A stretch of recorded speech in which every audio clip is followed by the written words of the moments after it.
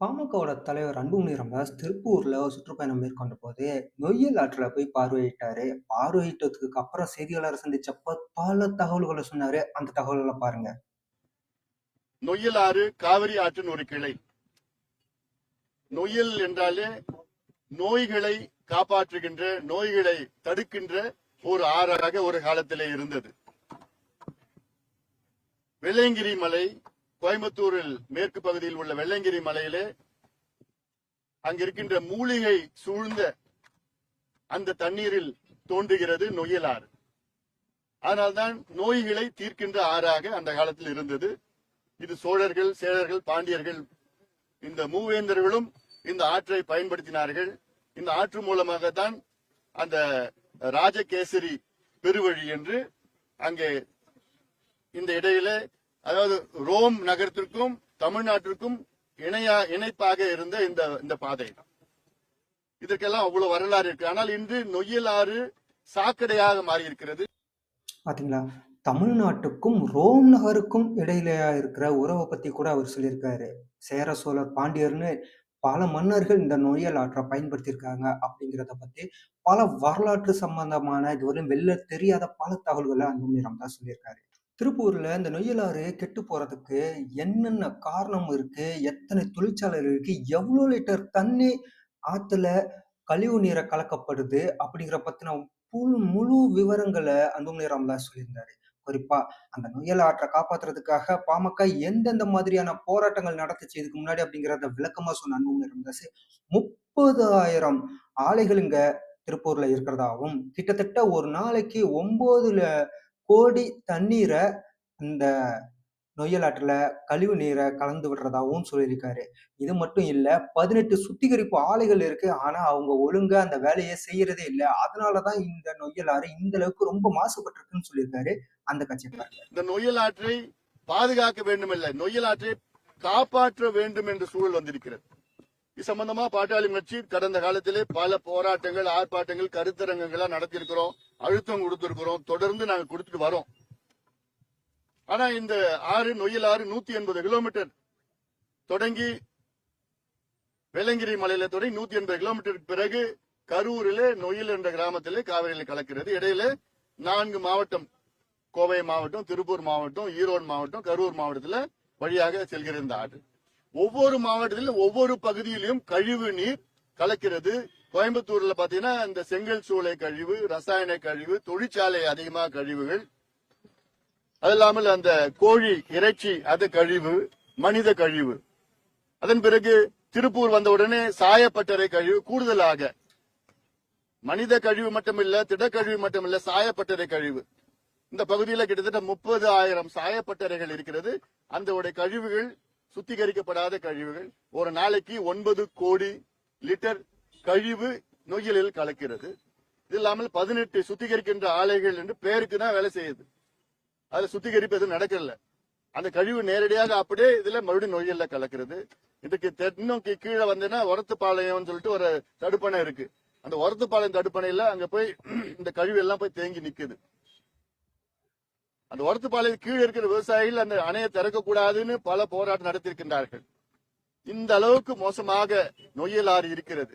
இந்த நொய்யல் ஆறு தண்ணி தான் இந்த கழிவெல்லாம் இங்க வந்து சேர்ந்து இது காவிரியில கலந்து காவிரி மூலமாக வீராண ஏரியில வந்து வீராண ஏரி மூலமாக சென்னை மக்களுக்கு இந்த தண்ணி தான் குடிச்சிட்டு வராங்க. ஆக இது ஏதோ இந்த பகுதி பிரச்சனை மட்டும் இல்ல, சென்னையில 1 கோடி மக்கள் இருக்கின்றார்கள், அவங்களுக்கும் இந்த பிரச்சனை தான் இருக்கு. அதாவது என்னைக்கு திமுக ஆட்சிக்கு வந்ததோ 67 இருந்து ஒவ்வொரு ஆறாக செத்து கொண்டிருக்கிறது. ஏன்னா இவங்க ஆற்றை பற்றி அந்த முக்கியத்தை பற்றி இவங்களுக்கு தெரியல. இவங்க ஆட்சிக்கு வந்த உடனே கூவமாறு, சென்னை கூவமாறு சாக்கடையா மாறிடுச்சு, அடையாறு ஆறு சாக்கடையா மாறிடுச்சு, கொசத்தலை ஆறு சாக்கடையா மாறிடுச்சு, தாமிரபரணி சாக்கடையா மாறிடுச்சு, வைகை ஆறு சாக்கடையா மாறிடுச்சு, நொய்யல் ஆறு சாக்கடையா மாறிடுச்சு. சரி, மாறிடுது, மாறத்துக்கு தடுத்திருக்கணும். மாறின பிறகு என்ன செஞ்சாங்கன்னு ஒன்னும் செய்யல. இதே முதலமைச்சர் ஸ்டாலின் அவர்கள் கடந்த சட்டமன்ற தேர்தலுக்கு முன்பு 103வது வாக்குறுதி, நாங்கள் ஆட்சிக்கு வந்து நொய்யல் ஆற்றையும் பவானி ஆற்றையும் அமராவதி ஆற்றையும் மறுசீரமைப்பு செய்து அதை சுத்தப்படுத்துவோம், தூய்மைப்படுத்துவோம், மீட்டெடுப்போம் என்று ஒரு பொய்யான வாக்குறுதி கொடுத்தாங்க. இந்த 4.5 ஆண்டு காலத்துல ஒரு துரும்பு கூட வைக்கல. நாங்க தான் மத்திய அரசுக்கு அழுத்தம் கொடுத்து 10,000 கோடி நிதி ஒதுக்கீடு செய்யணும், கொடுக்கணும், இந்த ஆத்தை காப்பாற்றணும்னு தொடர்ந்து வலியுறுத்தி வரும். நாங்க பாட்டாளி கட்சி வரோம். ஆனா பெயரளவு கூட திமுக அரசு எதுவுமே செய்யல. ஆக இதெல்லாம் நிச்சயமாக மக்கள் பார்த்து கொண்டிருக்கின்றார்கள். திமுகவுக்கு சரியான பாடத்தை புகட்டுவார்கள். இது இந்த நொய்யல் ஆற்று மூலமாக இது கொங்கு மண்டலத்தினுடைய பெருமை. இந்த பகுதியில் கிட்டத்தட்ட 2 லட்சம் ஏக்கர் விவசாயம் இதை நம்பி இருக்கிறது. கிட்டத்தட்ட 85 நகர்ப்புற பகுதிகள் நான் சொல்றது கோவை, திருப்பூர் போன்ற நகர்ப்புற பகுதிகள், இன்னும் பேரூராட்சிகள்ல 85 நகர்ப்புற பகுதிகள் இந்த ஆற்றை நம்பி இருக்கிறது, குடிநீருக்கு நம்பி இருக்கிறது. இவ்வளவு பெரிய பிரச்சனை இருக்கு. ஆனா எதையும் கண்டுக்காம இது பொதுமக்களுக்கு மிகப்பெரிய பிரச்சனையா இருக்குது. திருப்பூர் மாநகராட்சியை அன்புமணி ராமதாஸ் கடுமையா விமர்சனம் செஞ்சாரு. என்ன அப்படின்னா, மனித கழிவுகள் எல்லாம் அப்படியே நொய்யல் ஆற்றுல கலக்கப்படுது. இதுதான் மாநகராட்சி செய்யற வேலையா அப்படின்னு ரொம்ப கடுமையான ஒரு விமர்சனத்தை வச்சிருக்காரு. மாநகராட்சின்னா அந்த மாநகரத்தை சுத்தமா வச்சுக்கணும், தூய்மையான குடிநீரை வழங்கணும், அந்த சுற்றுச்சூழலை பாதுகாக்கணும் அப்படிங்கிறதெல்லாம் தாண்டி இந்த மாதிரிலாம் செய்யலாமா அப்படிங்கிற மாதிரியான ஒரு கேள்வியை அன்புமணி ராமதாஸ் வச்சிருக்காரு. ரொம்ப கடுமையான கேள்விகளை முன்னிச்சிருக்காரு. நீங்க பாருங்க. இப்ப பார்த்தா கழிவு அப்படியே சாக்கடையே அப்படியே கலக்குது, நொய்யல்ல கலக்கு. நீங்களும் பார்த்திருப்பீங்க. அது திடக்கழிவு, மனித கழிவு அப்படியே கலக்குது. அதுல சுத்திகரிப்பு கூட கிடையாது. ஆனா இது திருப்பூர் மாநகராட்சி. என்ன மாநகராட்சி என்ன நீங்க பண்றீங்க? அப்போ ஒரு மாநகராட்சி இப்படிதான் நடந்துக்கணுமா? திட்டங்கள் உங்களுக்கு வேற எதுவும் இல்லையா? அதனால இதை கடுமையாக நாங்கள் கண்டிக்கின்றோம். தொடர்ந்து இதை பத்தி நான் விட்டு போறதில்லை, தொடர்ந்து நாங்க பண்ணிட்டு இருப்போம். ஏன்னா நான் குறிப்பாக எல்லா ஆத்துக்கும் நான் போயிட்டு வந்துட்டேன். நான் சமீபத்துல கடந்த ஒரு 20 நாட்களுக்கு முன்பு கூட தாமிரபரணியில போய் நாங்க பார்த்து அங்க ஒரு விழிப்புணர்வு பிரச்சாரத்தை நாங்க மேற்கொண்டோம். இதேதான் தாமிரபரணியில இதே போன்ற ரசாயன கழிவு, திடக்கழிவு எல்லாம் கலந்துட்டு இருக்குதா. அதனால இது நிச்சயமாக மக்களிடம் எடுத்து செல்ல வேண்டும் என்ற நோக்கத்திலே தான் பாட்டாளி கட்சி என்னுடைய நடைப்பயணத்தில் இது ஒரு நிகழ்ச்சியாக நாங்கள் வைத்து இன்னைக்கு அழுத்தம் கொடுத்துட்டு வரோம். தொடர்ந்து நாங்கள் கொடுப்போம். இதுக்கிடையில செய்தியாளர்கள் ஒரு கேள்வி கேட்டாங்க. அந்த இடமே சிரிப்பலையா மாறிடுச்சுங்க. அன்புமணி ராமதாஸை பார்த்து பாமக நிறுவனர் ராமதாஸோட தலைமையில கிருஷ்ணகிரியில ஒரு பொதுக்குழு கூட்டம் நடந்துட்டு இருக்கு, அதை பத்தி என்ன நினைக்கிறீங்க அப்படின்னு கேட்கும்போது, அவரு எங்க நடக்குதுன்னு கூட தெரியல அப்படின்னு சொல்லிட்டு கலாச்சி எடுத்துறாரு.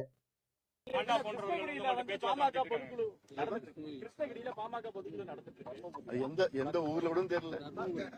அன்புமணி ராமதாஸ கேள்வி கேட்டு டென்ஷனுக்கு இருக்காங்க செய்தியாளர்கள். அப்படி என்ன கேட்டாங்க அப்படின்னா, திருப்பூர்ல நொய்யல் ஆற்றுல சாயக்கழிவுகள் அப்படியே கலந்து விடுறதா நீங்க சொல்றீங்களே, திருப்பூர்ல இருக்க தொழிலதிபர்கள்லாம் நீங்க அசிங்கப்படுத்துறீங்களா? திருப்பூரை நீங்க அசிங்கப்படுத்துறீங்களா? அப்படின்னு சொல்லிட்டு ஒரு கேள்விய வச்ச உடனே டென்ஷன் ஆன அன்புமணி ராமதாஸ், நான் தொழிலதிபர்களுக்காகலாம் கிடையாது. நான் இருக்கிறது மக்களுக்காக, இயற்கை வளத்துக்காக, இயற்கைக்காக, நொய்யல் ஆற்றுக்காக அப்படின்னு ரொம்ப ஆவேசமா பேசினாரு.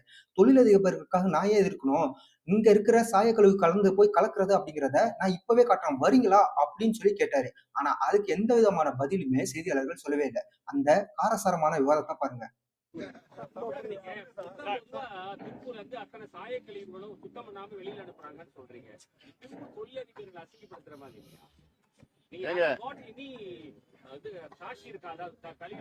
என் கூட வரீங்களா? பாக்கலாமா? இல்ல நீங்க என் கூட வரீங்கன்னா நீங்க பாருங்க.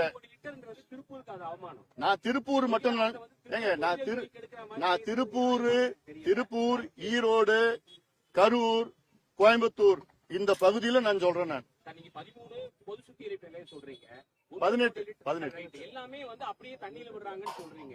உங்களுக்கு ஏதாவது சாட்சி என்கிட்ட இருக்குங்க, இல்லாம நான் சொல்ல மாட்டேங்க. என்னங்க நான் மக்களை பத்தி நான் கவலைப்படுறேங்க. எனக்கு மக்கள் தான் முக்கியங்க. என்ன கழிவு?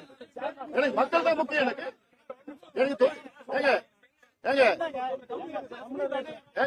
எனக்கு தொழிலதிபர்கள் முக்கியம் கிடையாது. எனக்கு மக்கள் தான் முக்கியம். எனக்கு இயற்கை வளம் தான் முக்கியம். எனக்கு ஆறுதான் முக்கியம். தொழிலதிபர்களுக்காக நாங்க இருக்கிறோம். நாங்க சாமானிய மக்களுக்காக இருக்கிறோம். பருவமழை தொடங்கி இருக்குது. முன்னெச்சரிக்கை நடவடிக்கைகள் அரசு சரியா செய்யவே இல்லை அப்படிங்கிற ஒரு குற்றச்சாட்டு அன்புமணி ராமதாஸ் முன் வச்சிருக்காரு. அதுலயும் சென்னை மக்களுக்கு ஒரு அட்வைஸா கண்டிப்பா ஒரு படகு வாங்கி வச்சுக்கோங்க அப்படின்னு சொல்லிட்டு சிரிச்சுக்கிட்டே சொல்லியிருக்காருங்க. இத எப்படி எடுக்கிறதுன்னு தெரியல. இத ஒரு அவமானமா எடுக்கிறதா, இல்ல அட்வைஸா எடுக்கிறதா, இல்ல எப்படி எடுக்கிறது அப்படின்னு சொல்லி தெரியல. கிட்டத்தட்ட மழை கனமழை ரொம்ப பெஞ்சுது அப்படின்னா, தாழ்வான பகுதியில தண்ணி நிக்கும். மக்களுக்கு படகு மூலம் தான் கொண்டு போய் வெளில வர வேண்டிய ஒரு சூழ்நிலை ஏற்படும் அப்படிங்கிறத தான் இப்படி அவர் சொல்லியிருக்காரு. சரி, டெல்டா மாவட்டங்கள்ல நெல் கொள்முதலாவது செஞ்சாங்களா அப்படின்னா, அங்கேயும் செய்யல அப்படிங்கிற ஒரு குற்றச்சாட்டை வச்சிருக்காரு. கிட்டத்தட்ட 2,00,000 ஹெக்டேர் விளைநிலங்கள், பயிர்கள் பாதிக்கப்பட்டிருக்கிறதா ஒரு குற்றச்சாட்ட முன் வச்சிருக்காரு. இப்ப 4.5 ஆண்டு காலமா 5032 கோடி ரூபாய் வந்து வெள்ள தடுப்பு பணிகளுக்கு இது வரைக்கும் ஒதுக்கியிருக்காங்க. ஆனா இப்பயும் வந்து வடகிழக்கு பருவமழை வந்து எல்லா வீடும் குடியிருப்பு பகுதிகளும் தண்ணீர் போயிட்டு இருக்குது. ஒரே ப்ராப்ளமா இருக்கு. இதை எப்படி பாக்குறீங்க? அதாவது இது வந்து தமிழ்நாடு ஒரு அரசு என்பது பருவம் அதுக்கு முன்பாக நடவடிக்கைகள் அதாவது நடவடிக்கையில் ஈடுபட்டிருக்க வேண்டும். தடுப்பு நடவடிக்கைகள், முன்னெச்சரிக்கை நடவடிக்கைகள். தமிழக அரசு, திமுக அரசு ஒரு நடவடிக்கையும் செய்யல. இது இங்க மட்டும் திருப்பூர் பகுதியில் மட்டும் இல்ல, சென்னை பகுதியிலயும், கடலூர் பகுதியிலயும், குறிப்பாக டெல்டா பகுதியில. இப்ப டெல்டால இன்னைக்கு பாத்தீங்கன்னா இன்னைக்கு பயிர்லாம் வந்து நீர்ல மூழ்கிடுச்சு. சம்பா பயிர் பாத்தீங்கன்னா 2,00,000 ஏக்கர் பயிர் வந்து நீர்ல மூழ்கிடுச்சு. அது மட்டும் இல்ல, இவங்க சரியான காலத்துல அறுவடை செய்ய, அதாவது கொள்முதல் செய்யல. அறுவடை செஞ்சுட்டு இருக்காங்க விவசாயிகள். கொள்முதல் செய்யாத காரணத்தால வந்து நெல் பயிரெல்லாம் வந்து முளைய ஆரம்பிச்சிடுச்சு. அது முடிஞ்சு போச்சு, அவ்வளவுதான். அதாவது ஒரு உதாரணம் நான் சொல்றேன். 6,00,000 ஏக்கர்ல வந்து குறுவை சாகுபடி செய்தார் விவசாயிகள். அதுல ஒரு ஏக்கருக்கு வந்து 2.5 டன் நெல் உற்பத்தி. அப்படி கிட்டத்தட்ட 18 லட்சம் டன் வந்து நெல் வந்து சாகுபடி இந்த 6,00,000 ஏக்கர்ல வந்திருக்கணும். ஒரு தோராயமா நான் சொல்றேன் நான். ஆனா தமிழக அரசு இன்னைக்கு வரைக்கும் நெல் கொள்முதல் செய்தது 5,50,000 டன் தான் கொள்முதல் செஞ்சிருக்கிறாங்க. ஆனா விளைஞ்சது கிட்டத்தட்ட 18 லட்சம் டன் விளைஞ்சிருக்கு. கொள்முதல் செஞ்சது வெறும் 5,50,000 தான். அப்போ மத்ததுக்கெல்லாம் விவசாயிகள் எங்க போவாங்க? யார்கிட்ட போவாங்க? ஆனா சொல்றது நாங்க எல்லாத்தையும் கொள்முதல் செஞ்சிட்டோம், எந்த பிரச்சனையும் இல்லைன்னு ஒரு சொல்றது. சென்னையில வந்து என்ன நான் அட்வைஸ் கொடுத்திருக்கேன் மக்களுக்கு, நல்லதா ஒரு போட் ஒண்ணு வாங்கிக்கோங்க. இல்ல அந்த மழை காலத்துக்கு மட்டும் லீஸ் எடுத்துக்கங்க, எங்க ஏதாவது நல்லதா போட். ஏன்னா அரசாங்கத்தை நம்பி ஒன்னும் பிரயோஜனம் கிடையாது. என்னன்னு பேர் மட்டும்தான். என்ன சென்னை அது? சிங்கார சென்னை பேரு. எழில்மிகு சென்னை, சிங்கார சென்னைன்னு. ஆனா மழை காலத்துல போட்ல தான் போக முடியும். மக்கள்லாம் அந்த மழை காலத்துல அந்த பிளை ஓவர்ல தான் அவங்க வண்டி, கார், பைக் எல்லாம் நிறுத்தி வச்சிருக்கிறாங்க. வெள்ளம் அடிச்சுன்னு போயிடுது அது. ஆனா இவ்வளவு காலமா ஆட்சி செய்து 60 ஆண்டு காலம் ஆட்சி செய்கிறாங்க திமுக. என்ன அடிப்படை வசதிகள், என்ன கட்டுமானங்கள்? டெல்டா பகுதியில இவங்க 60 வருஷமா ஆண்டுட்டு இருக்கிறாங்க மாறி மாறி. டெல்டால நெல் வருதுன்னு தெரியுது, அங்கதான் விளையுதுன்னு தெரியுது. அதுக்கு இன்னும் நிறைய சேமிப்பு கிடங்குகள் கட்டியிருக்கலாமே, இன்ஃப்ராஸ்ட்ரக்சர் கொண்டு வந்திருக்கலாமே. அதான் அடிப்படை. அது காலங்காலமா இருக்கும்ல அது. ஆனா சேமிப்பு பண்ண முடியல. ஏன்னா இப்ப என்னன்னா 2,00,000 டன் வந்து கடந்த ஆண்டு கொள்முதல் செஞ்சது அப்படியே இருக்கு. இப்ப கொள்முதல் செய்யறது இடம் கிடையாது. ஏன் இடம் இல்லைன்னா இவங்க இன்ஃப்ராஸ்ட்ரக்சர் பில்டிங்ல இல்ல, அதுல இன்வெஸ்ட்மெண்ட் பண்ணல, கொள்ளடிக்கிறாங்க, தூர் வாரல. அதனாலதான் இப்போ அங்க 2,00,000 ஏக்கர் நெல் வந்து நீர்ல மூழ்கிடுச்சு. ஏன்னா தூர் வரல. கணக்கு மட்டும் 5,000 கோடி நாங்க அந்த சேதத்துக்கு நாங்க சும்மா சொல்லி பேச்சுதான். என்ன எங்க பண்ணிருக்காங்க, எது பண்ணிருக்கான்னு தெரியாது. இன்னும் வடகிழக்கு கடந்த வாரம் தான் தொடங்கி இருக்குது. நம்ம இன்னும் பார்க்க போறோம். இன்னும் பெரிய அளவுல பாதிப்பு வரக்கூடாது. நம்ம மழை வேணும், பாதிப்பு வரக்கூடாது. தமிழ்நாட்டோட நிதி நிலைமை பத்தி அன்புமணி ராமதாஸ் சொல்லும்போது ஷாக்கிங்கா இருந்துச்சுங்க. அதிமுக ஆட்சி முடிஞ்சதுக்கு அப்புறம் தமிழ்நாட்டோட கடன் எவ்வளவு இருந்துச்சுன்னா 4,30,000 கோடியா இருந்துச்சு. திமுக ஆட்சிக்கு வந்ததுக்கு அப்புறம் இப்போ 9,70,000 கோடியா நேரடி கடன் மட்டும் இருக்கு அப்படின்னு குற்றம் சாட்டியிருக்காரு. அதாவது நேரடி கடன் மட்டுமே 9,70,000 கோடி. அப்ப மறைமுக கடன் எவ்வளவு இருக்கு அப்படின்னு சொல்லி கேட்டோம்னா, பொதுத்துறை நிறுவனங்கள், அப்புறம் மற்ற ஈபி இது போன்ற மத்த நிறுவனங்கள் எல்லாத்தையும் சேர்த்தா, அது மட்டுமே தனியா ஒரு 5,00,000 கோடியாம். இதெல்லாம் சேர்த்து 15,00,000 கோடிக்கு தமிழ்நாடு அரசு கடன் வாங்கி வச்சிருக்கிறதா ஒரு அதிர்ச்சிகரமான தகவல அன்புமணி ராமதாஸ் சொல்லியிருக்காரு. பாண்டா போன்றவர்கள்ட்ட உங்கள்ட்ட பேச்சுவார்த்தை நடத்திட்டு இருக்காங்க. இப்ப 9 லட்சம் கோடியை தாண்டி போயிருக்கு. இது எப்படி பாக்குறீங்க? அதாவது இவங்க ஆட்சிக்கு வருவதற்கு முன்பு 2021ல தமிழ்நாட்டினுடைய நேரடி கடன் 4,30,000 கோடி நேரடி கடன்.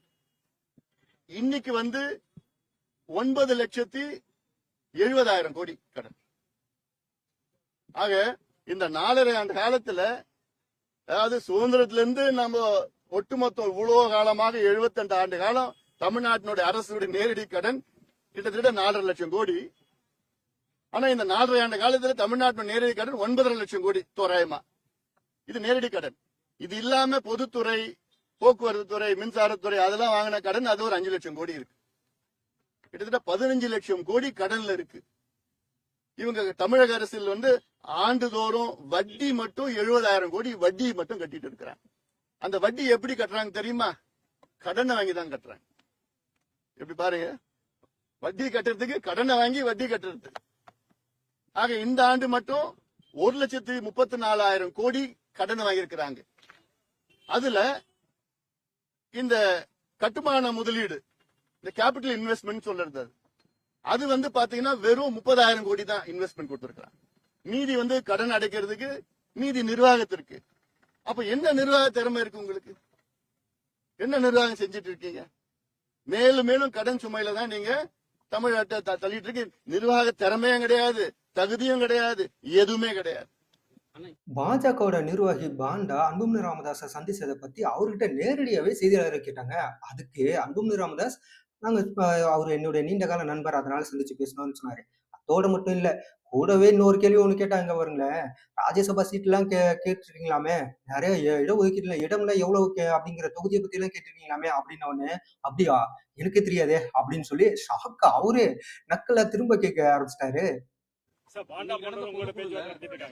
இல்லைங்க, அதாவது பாண்டா அவர்கள் என்னுடைய நண்பர். நான் மக்களவையில தேர்வு செய்த பொழுது என்னுடைய இருக்கையில, பக்கத்து இருக்கையில பாண்டா அவர்கள் அப்போ இருந்தார். அப்போ அவர் பிஜேடியில இருந்தார். அப்போதுல இருந்து எனக்கும் அவருக்கு நட்பு. இன்னைக்கு தமிழ்நாட்டினுடைய பிஜேபி பொறுப்பாளரா பொறுப்பேற்ற பிறகு நட்பு ரீதியில ஒரு மரியாதை நிமித்தமா என்ன சந்திச்சார். அவ்வளவுதான். அப்படியா, எனக்கு தெரியலங்க.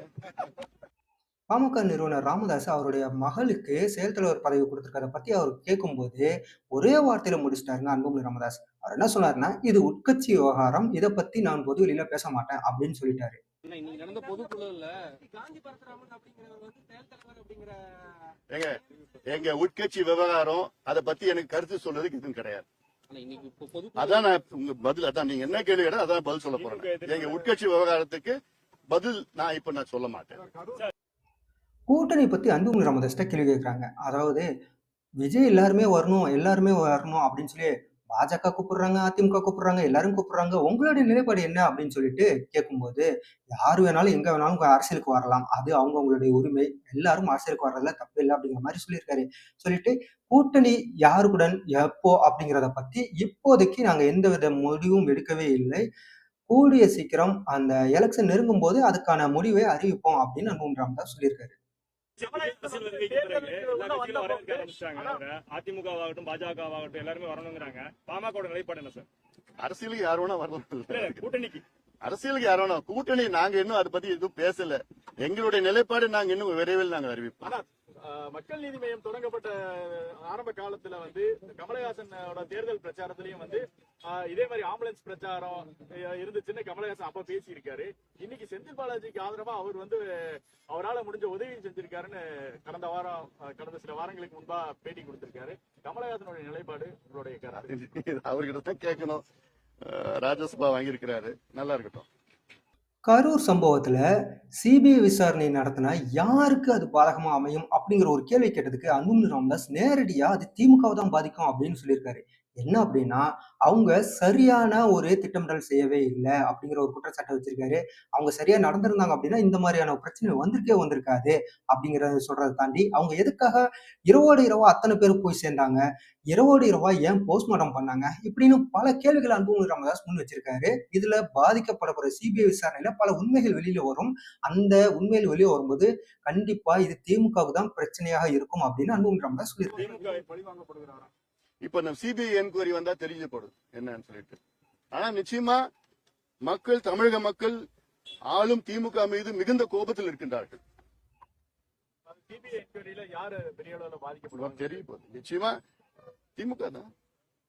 ஏன்னா அவங்க எதுவும் செய்யல, இன்டெலிஜென்ஸ் ஃபெயிலியர்னு சொல்லலாம். அதுக்கப்புறம் திடீர்னு உடனே வந்துருக்காங்க. ராத்திரி 3 மணிக்கு வராரு முதலமைச்சர். அப்புறம் போஸ்ட்மார்ட்டம் திடீர்னு இவ்வளவு பேர் டாக்டருங்க வராங்க. ஒரு போஸ்ட்மார்ட்டம் செய்யறதுக்கு ஒரு நாள் ஆகும். 30 போஸ்ட்மார்ட்டம் ராத்திரிக்குள்ள பண்ணிருக்காங்க. எங்க இருந்து வந்தாங்க டாக்டருங்க? எத்தனை டேபிள் போஸ்ட்மார்ட்டம் எப்படி செஞ்சிருக்காங்க? அப்புறம் காலையில உடனே வராங்க. நிறைய கேள்விகள் இருக்கு. பதில் வந்து சிபிஐ தான் சொல்லும். திமுகவோட எதிர்ப்பு நிலைப்பாட்டுல அன்புமணி ராமதாஸ் இந்த அளவுக்கு தீவிரமா எடுக்கிறதுக்கு காரணம் என்ன? டிடிவி தினகரனா இருக்கட்டும், எடப்பாடி பழனிசாமியா இருக்கட்டும், இப்படி எதிர்க்கட்சியினர் மத்தவங்க யாருமே எடுக்காத அளவுக்கு ரொம்ப உக்கிரமா குற்றச்சாட்டுகள் திமுக மீது வைக்கிறதுக்கான காரணம் என்ன அப்படின்னு செய்தியாளர் கேட்டதுக்கு ஒரே பொருள் அன்புமணி ராமதாஸ் சொன்னாரு. திமுக ஆட்சிக்கு மீண்டும் வரவே கூடாது அப்படின்னு. ஏன் அப்படின்னா அவரே சில காரணங்கள் சொன்னாங்க. இப்ப இவ்வளவு நேரம் சொன்னேன், 9 லட்சம் கோடியா கடன் உயர்ந்திருக்கு. இதுவரை வாங்காத அளவுக்கு 2 மடங்கா கடன் தமிழ்நாட்டோட கடன் உயர்த்திருக்காங்க. எந்தவித வேலையுமே செய்யவே இல்ல. அப்படின்னு பல குற்றச்சாட்டுக்களை அடுக்கி வச்சிருந்தாரு. கூடுதலா இன்னொரு வார்த்தை ஒண்ணு சொன்னாரு. என்ன அப்படின்னா, மிகப்பெரிய ஒரு ஆவணத்தை நான் ரெடி பண்ணி வச்சிருக்கிறேன். அந்த ஆவணம் கூட சீக்கிரம் வெளிய வரும்போது, அவங்களுடைய செஞ்ச எல்லா தவறுகளும் வெளியில வரும் அப்படின்னு சொல்லியிருக்காரு. அதோட உங்க சொன்ன தேர்தல் வாக்குறுதிகள் எதையுமே நிறைவேற்றவே இல்ல. அப்படிங்கிற ஒரு குற்றச்சாட்டையும் முன் வச்சிருக்காரு. சார், இப்ப கடந்த காலங்களை காட்டிலும் திமுகவோட எதிர்ப்பு நிலைப்பாடுல நீங்க ரொம்ப தீவிரமா இருக்கீங்க. டிடிவி ஆகட்டும், ஓபிஎஸ் ஆகட்டும், அவங்களாம் கூட கொஞ்சம் விமர்சனங்கள் முறையாக இது வைக்கிறாங்க. நீங்க ரொம்ப கடுமையா வைக்கிறீங்க. என்ன காரணம் சார்? திமுக மீண்டும் ஆட்சிக்கு வரக்கூடாதுன்னு ஒரே காரணம். மக்கள் நலன் கருதி, தமிழ்நாட்டு நலன் கருதி. நான் இப்ப சொன்னேன்ல, இவ்வளவு காலமா இத்தனை ஆட்சிகள் வந்தது தமிழ்நாட்டுக்கு. இப்போ இந்த 4.5 ஆண்டு காலத்துல கடன் 2 மடங்கு அதிகம். கிட்டத்தட்ட 4.5 லட்சம் கோடியில இருந்து 9.5 லட்சம் கோடி நேரடி கடன். ஆனா எந்த கட்டுமானங்களும் கிடையாது. பொய்யை தான் சொல்லிட்டு இருக்கிறாங்க. பொய்யில தான் முதலீடு செஞ்சிருக்கிறாங்க. 11,32,000 கோடி தமிழ்நாட்டில் முதலீடு நடந்திருக்கிறது என்று ஒரு பொய்யை சொல்லியிருக்கிறாங்க. நடந்திருக்கிறது வந்து 1.5 லட்சம் கோடி தான். நான் ஒரு புத்தகம், நான் ஒரு ஆவணம் தயார் பண்ணிருக்கிறேன். அது கொஞ்ச நாள்ல நான் வெளியே கொண்டு வர போறேன். அதுல எல்லாமே வரப்போகுது. அதுல ஏன்னா எது பார்த்தாலும் பொய்ய. நாங்க வந்தா நீட்டு தேர்வு நாங்க உடனே ஒரே வாரத்துல நாங்க கையெழுத்து போட்டு ஒழிச்சிடுவோம் சொன்னாங்க. நாங்க வந்து மாதம் கரண்ட் பில் எடுப்போம்னு சொன்னாங்க. நாங்க வந்து 100 நாள் 150 நாள் 100 நாள் வேலை வாய்ப்பு திட்டத்தை கொடுப்போம்னு சொன்னாங்க. எவ்வளவு நாள் திரும்ப கிடைச்சிருக்கு? இன்னி வரைக்கும் 10 நாள் தான் கிடைச்சிருக்கு. அதுவும் 85 லட்சம் பேர் பதிவு பண்ணிருக்காங்க. 45 லட்சம் பேருக்கு தான் 10 நாள் வேலை கிடைச்சிருக்கு. இன்னைக்கு வரைக்கும் கிடைச்சிருக்குது.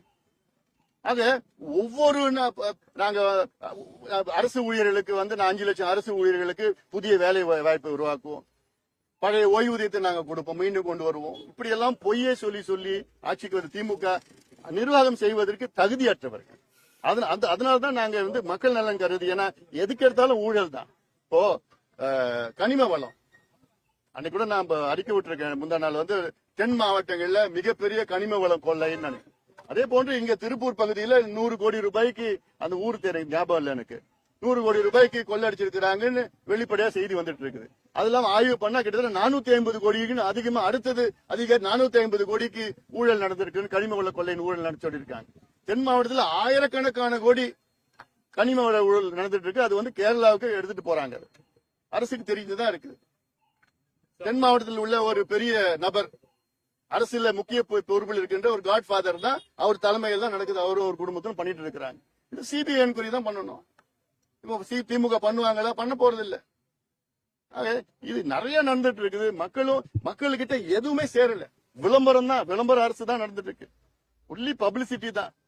மக்கள் சார்ந்த பிரச்சனை எதுவுமே தீர்க்கல. பாமக நிறுவனர் ராமதாஸுக்கும் அன்புமணி ராமதாஸுக்கும் உள்ள பிரச்சனையை பத்தி அவர்கிட்ட நேரடியாகவே செய்தியாளர் கேட்டாங்க. அப்போ அதுக்கு அன்புமணி ராமதாஸ் ஒரே வார்த்தையில் சொல்றாங்க, புரிஞ்சுக்கிங்க அப்படிங்கிற ஒரு வார்த்தை ஒன்று சொல்லிருக்காங்க. இதை பத்தி பேச விரும்பல அப்படின்னு சொன்னதோட மட்டும் இல்லாம, தயவு செஞ்சு புரிஞ்சுக்கிங்க அப்படின்னு இருக்காரு. அப்படின்னா எந்த அளவுக்கு ஒரு வேதனையான ஒரு சூழ்நிலையில இருக்காரு அப்படிங்கிறத அந்த ஒரு வார்த்தையிலேயே நம்ம புரிஞ்சுக்கலாங்க.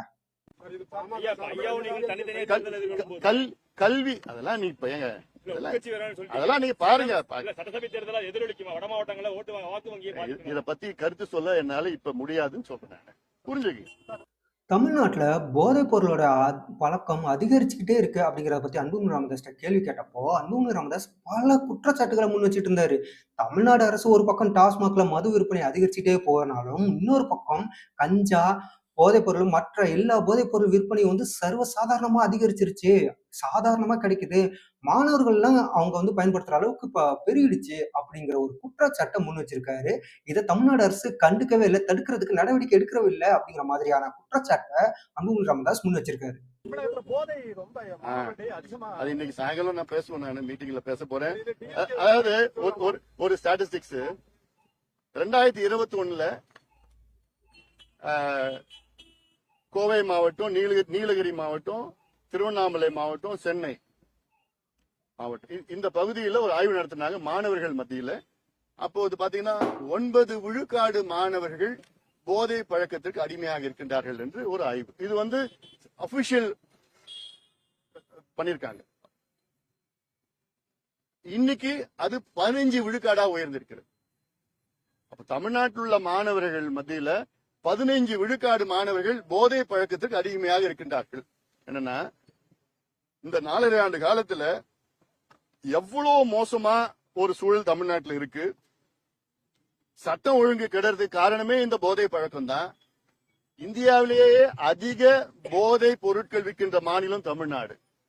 இது ஒரு பக்கம் டாஸ்மார்க் விற்பனை 24 மணி நேரமா வித்துட்டு இருக்காங்க. டாஸ்மார்க் அது வேற. டாஸ்மார்க் கடை பாத்தீங்கன்னா கிட்டத்தட்ட ஒரு 5000 கடைகள்னா சந்து கடைகள் 25,000 கடைகள் இருக்கு தமிழ்நாட்டுல. எப்ப வேணா கிடைக்கும். பார்னா 12-1 மணி வரைக்கும் திறந்து வச்சிருக்காங்க. அது ஒரு பக்கம்.